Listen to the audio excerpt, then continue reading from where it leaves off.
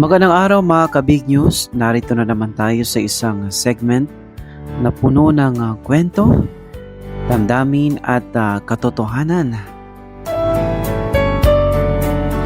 Ang programang magbibigay boses sa mga liham na matagal nang kinikimkim.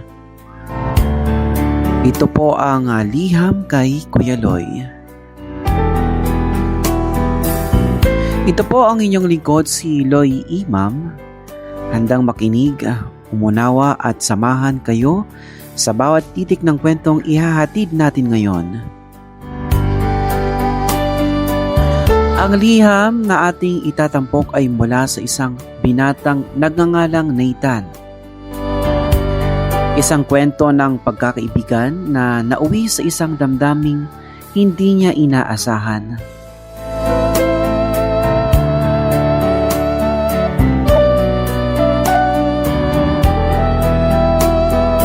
Dear Kuya Loy, ako po si Nathan, 19 na taong gulang, at ang liham kong ito ay tungkol sa isang taong hindi ko akalaing magbabago sa buong pagkatao ko.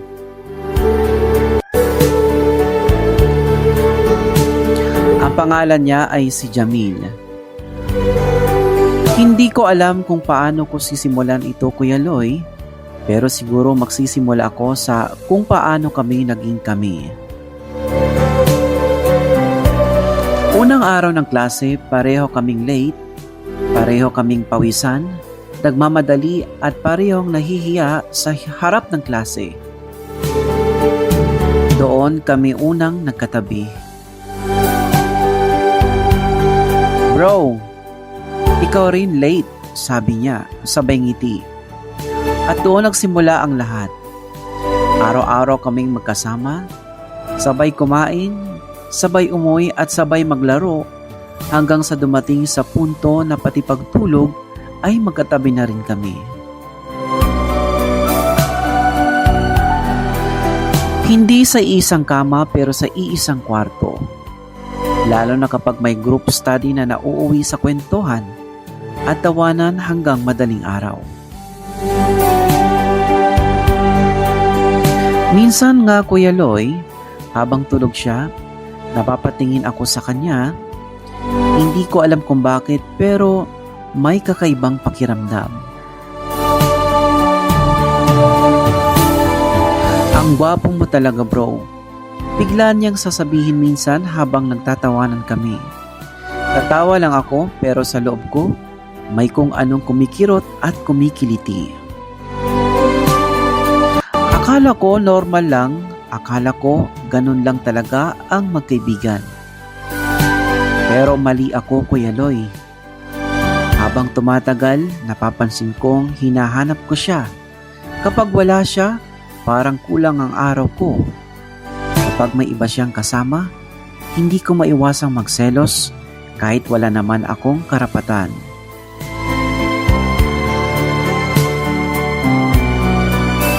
Hanggang isang gabi, Kuya Loy, magkatabi naman kaming nakahiga at tahimik lang.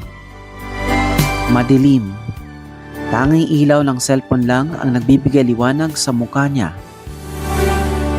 Bro, mahina niyang tawag. Ano yon? Sagot ko. Salamat sa lahat.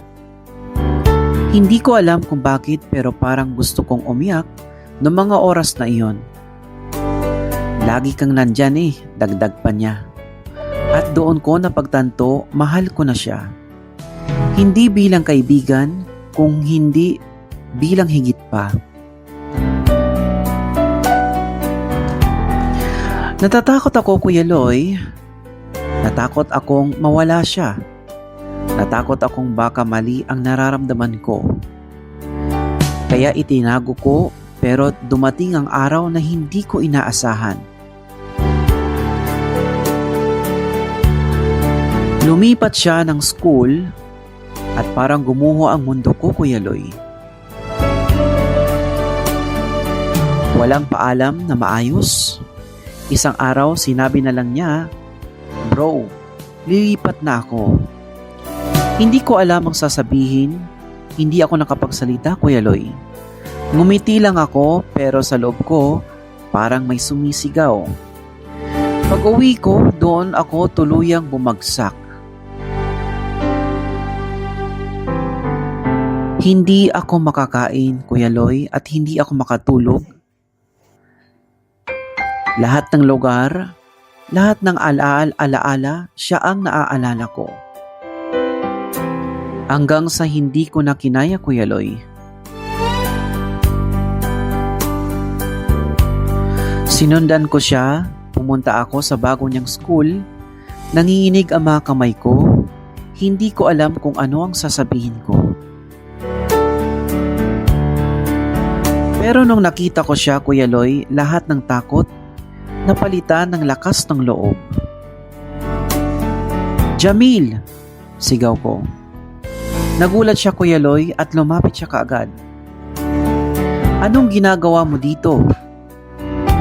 Huminga ako ng malalim, Kuya Loy, at sasabihin ko na ang lahat. Jamil, mahal kita. Tahimik at walang kahit anong tunog. Parang tumigil ang mundo.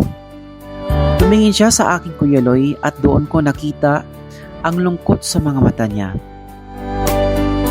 Bro, mahina niyang sabi. Alam mo namang mahal din kita, pero hanggang kaibigan lang.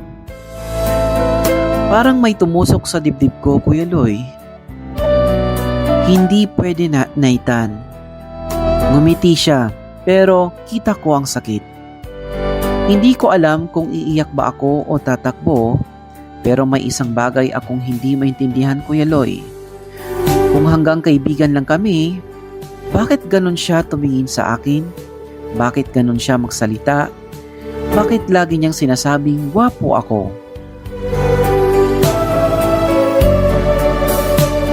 At bakit parang may nararamdaman siya pero pinipigilan niya? Umalis ako ng araw na yon at luhaan, pero hanggang ngayon umaasa pa rin ako, umaasa na baka may pag-asa pa. Kuya Loy, mali ba ako? Mali bang mahalin ang kaibigan ko? Hanggang ngayon, dala-dala ko pa rin ang bawat alaala namin at siya pa rin ang pipiliin ko. Nagmamahal, Nathan.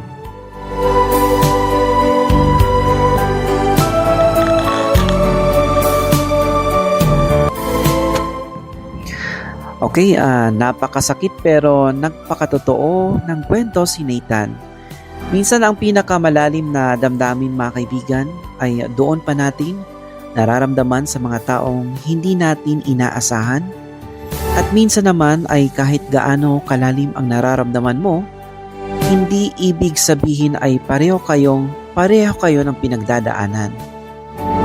Nathan, kung nakikinig ka man ngayon, hindi mali ang magmahal, walang mali sa nararamdaman mo, pero tandaan mo, ang tunay na pagmamahal ay marunong rumespeto kahit masakit. At para sa ating mga nakikinig, kung kayo man ay nasa parehong sitwasyon, tandaan hindi lahat ng kwento ay nagtatapos sa gusto natin. Pero lahat ng kwento ay dahilan kung bakit nangyari. Muli, ito ang inyong Kuya Loy, nagsasabing, hindi ka nag-iisa. Ito ang liham kay Kuya Loy at dito ang bawat liham ay may tinig, may puso at may kwento. Magandang araw mga ka-Big News, ito po ang inyong lingkod si Loy Imam. Hanggang sa muli.